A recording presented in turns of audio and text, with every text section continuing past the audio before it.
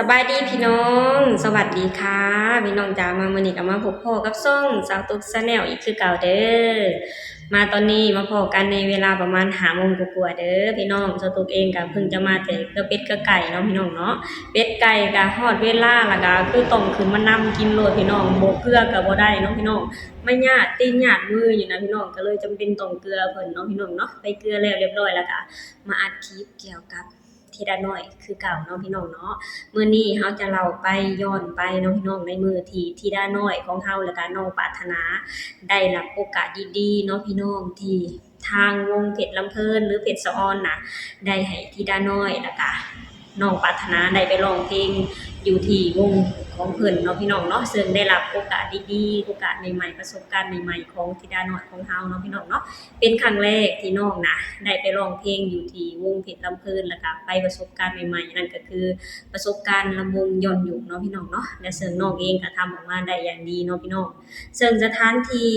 หรือเวทีของเพิ่นก็จัดออกมาอย่างสวยงามพี่น้องอยู่ทางเทิงก็คือจะมี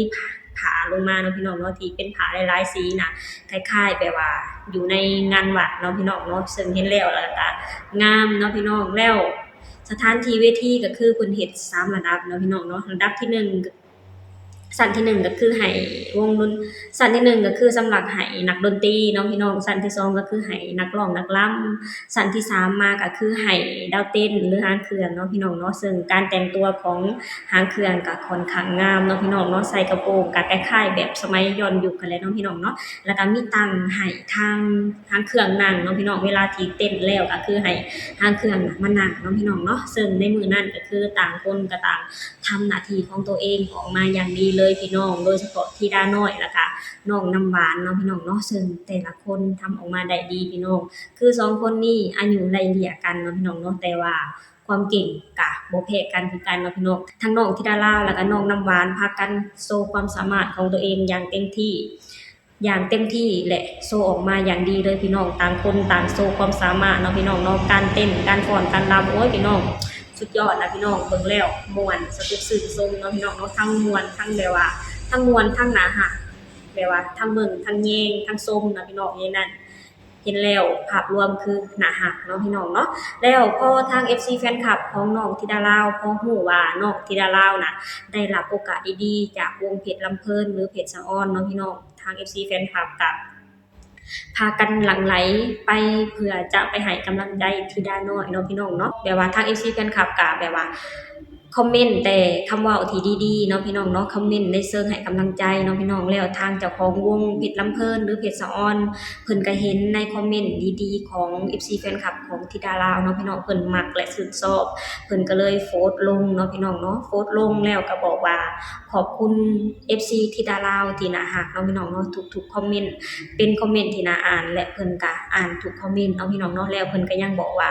FC ของน้องธิดาลาวเป็น FC ที่มีคุณภาพเนาะพี่น้องเนาะวงการหมอลำต้องการ FC แบบนี้เนาะพี่น้องเนาะซึ่งเพิ่นก็จะเห็นในคอมเมนต์ของ FC ธิดาลาวแต่ละคนเนาะพี่น้องคือคอมเมนต์แต่คำดีๆคอมเมนต์เชิงให้กำลังใจเนาะพี่น้องคอมเมนต์ให้กำลังใจแล้วก็คอมเมนต์ชมหรือแบบว่าให้กำลังใจทีละน้อยของเฮาเนาะพี่น้องก็จะเป็นประมาณนี้เนาะพี่น้องเนาะด้วยคอมเมนต์ดีๆแบบนี้เฮ็ดให้ทางเจ้าของวงน่ะแบบว่ามักในคอมเมนต์ของ FC ธิดาลาวเนาะพี่น้องเนาะเพิ่นก็ได้โพสต์ลงเนาะพี่น้องเนาะโพสต์ขอบคุณ FC แฟนคลับของน้องธิดาลาวเนาะพี่น้องเนาะเป็นโพสต์ของพ่อครูศรีวิไลเพิ่นได้โพสต์ลงแล้วก็โพสต์ที่ทางเจ้าของวงหรือแอดมินของวงเพชรลำเพลินหรือเพชรสะออนเป็นคนโพสต์ลงเนาะพี่น้องเนาะซึ่งฟังแล้วซึ้งใจเนาะพี่น้องเนาะไปพี่น้องเดี๋ยวเราไปอ่านโพสต์นี้ไปนำกันเลยเนาะพี่น้องเนาะมาพี่น้องพ่อครูเพิ่นได้โพสต์ลงเมื่อ4 ชั่วโมงที่แล้วเนาะพี่น้องขอบคุณมากครับพ่อแม่บ้านศรีวิไลทุกท่านรักน้องธิดาลาวเหมือนลูกตัวเองจึงเป็นรักที่ไม่มีเงื่อนไขเพียงลูกสาวได้รับโอกาสทุกคนจะช่วยกันขอบคุณโดยไม่ได้นัดหมายบ้านหลังน้อยๆหลังนี้อบอุ่นมากๆบ้านศรีวิไลเนาะพี่น้องแล้วทางพ่อครูเพิ่นก็เอาโพสต์ของวงเพชรลำเพลินลงอีกทีหนึ่งเนาะพี่น้องเนาะขอบคุณ FC น้องธิดาลาวทุกท่านให้เกียรติมาก ให้เกียรติมากแอดมินอ่านทุกคอมเมนต์ทุกคอมเมนต์ล้วนน่าอ่านดีใจแทนน้องธิดาลาวที่มี FC คุณภาพแบบนี้วงการหมอลำเราต้องการ FC คุณภาพแบบนี้เนาะพี่น้องเนาะโอ้พี่น้องเห็นแล้วแบบว่าดีใจเนาะพี่น้องเนาะนี่พี่น้องซึ่งเห็นคอมเมนต์แล้วก็โอ้รู้สึกดีเนาะพี่น้องเนาะรู้สึกดีที่ทางเจ้าของวงหรือทางแอดมินของวงเพชรลำเพลินน่ะเพิ่นได้โพสต์ลงเกี่ยวกับธิดาน้อยเนาะพี่น้องเกี่ยวกับ FC ของธิดาน้อยเนาะพี่น้องเนาะซึ่ง FC ของธิดาน้อยก็คือแบบว่าน่ารักกันทุกคนเลยเนาะพี่น้องเนาะด้วยความว่าฮู้ว่าธิดาน้อยของเฮานั้นได้รับโอกาสดีๆจากวงเพชรลำเพลินหรือเพชรสะออนเนาะพี่น้องเนาะทาง FC แฟนคลับก็คือดีใจแล้วก็พร้อมที่จะคอยสนับสนุนธิดาน้อยตลอดเวลาเนาะพี่น้องคอยมาเบิ่งคอยมาชมไลฟ์สดของน้องเนาะพี่น้องเนาะคอยคอมเมนต์คอยให้กำลังใจเนาะพี่น้องเนาะจนเฮ็ดให้ทางวงเพชรลำเพลินน่ะเพิ่นมักในคอมเมนต์นี้เนาะพี่น้องเนาะซึ่งสตุกเห็นแล้วสตุกแบบว่ารู้สึกดีแล้วก็รู้สึกอบอุ่นแทนธิดาน้อยเนาะพี่น้องเนาะที่มีทาง FC แฟนคลับนะแบบว่าฮักแล้วก็คอยทนุถนอมน้องแบบนี้เนาะพี่น้องเนาะพอรู้ข่าวว่าน้องจะได้รับโอกาสดีๆทาง FC แฟนคลับพร้อมที่จะคอยซัปพอร์ตคอยสนับสนุนทุกๆช่องทางเนาะพี่น้องบ่ว่าจะได้ไปร้องเพลงอยู่ไสก็แล้วแต่คือจะมีทาง FC แฟนคลับนะคอยไปให้กำลังใจแล้วก็คอยสนับสนุนน้องอยู่ตลอดเวลาเนาะพี่น้องเนาะเห็นแล้วดีใจพี่น้องรู้สึกขอบคุณและดีใจที่ทาง FC แฟนคลับฝั่งไทยน่ะรักแล้วก็เอ็นดูเด็กน้อยลาวคนนี้เนาะพี่น้องเนาะซึ่งคำดีๆแบบนี้และกำลังใจที่ดีๆแบบนี้นะจะเฮ็ดให้น้องธิดาลาวนะเห็นมีกำลังใจที่จะทำตามความฝันต่อไปเนาะพี่น้องเนาะตั้งใจทำตามความฝันตั้งใจฝึกฝนหล่อหลอมเจ้าของเพื่อจะบ่ให้ทาง FC แฟนคลับผิดหวังในตัวน้องเนาะพี่น้องเนาะและสตุกก็เชื่อได้เลยพี่น้องว่าธิดาน้อยของเฮานะจะทำได้อย่างแน่นอนเนาะพี่น้องโดยความรักด้วยความเอ็นดูจาก FC แฟนคลับจะเฮ็ดให้น้องธิดาลาวนะแห่งมีกำลังใจ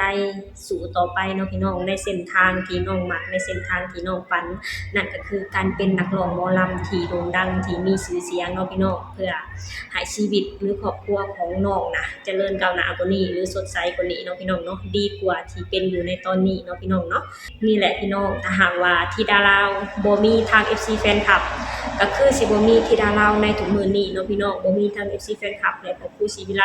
ก็บ่มีธิดาลาวมาฮอดทุกมื้อนี้เนาะพี่น้องเนาะสตุกเห็นแล้วชื่นชมนะคะขอบคุณทาง FC แฟนคลับทางฝั่งไทยและต่างประเทศแล้วก็ประเทศลาวเนาะพี่น้องเนาะที่คอยรักเอ็นดูแล้วก็คอยติชมหรือคอยให้กำลังใจธิดาน้อยอยู่ตลอดเวลาเนาะพี่น้องเห็นแล้วอบอุ่นหัวใจแทนเนาะพี่น้องเนาะโอเคพี่น้องมื้อนี้ก็บ่มีหยังหลายเนาะพี่น้องเนาะเฮาก็มาเว้าจากันถึงคอมเมนต์ดีๆที่ทางวงเพชรลำเพลินมีต่อ FC ธิดาน้อยเนาะพี่น้องเนาะเห็นแล้วซาบซึ้งเห็นแล้วรู้สึกดีในคอมเมนต์นี้เนาะพี่น้องเนาะสตุกเองเป็นคนหนึ่งที่เห็นคอมเมนต์นี้แล้วรู้สึกดีแล้วก็รู้สึกขอบคุณที่วงเพชรลำเพลินหรือเพชรสะออนนะให้โอกาสดีๆกับน้องธิดาลาวเนาะพี่น้องเนาะและสตุกเองก็หวังว่าต่อไปก็คือน้องธิดาลาวจะได้โอกาสนี้อีกครั้งหนึ่งเนาะพี่น้องเนาะเฮาก็มาคอยชมมาคอยให้กำลังใจธิดาน้อยกันคือเก่าเด้อโอเคพี่น้องสำหรับคลิปนี้สตุกเองก็จะขอจบลงเท่านี้ก่อนเด้อฝากให้พี่น้องช่วยกดไลค์กดแชร์กดติดตามให้ช่องสาวตุ๊ก Channel เด้อสบายดีสวัสดีค่ะ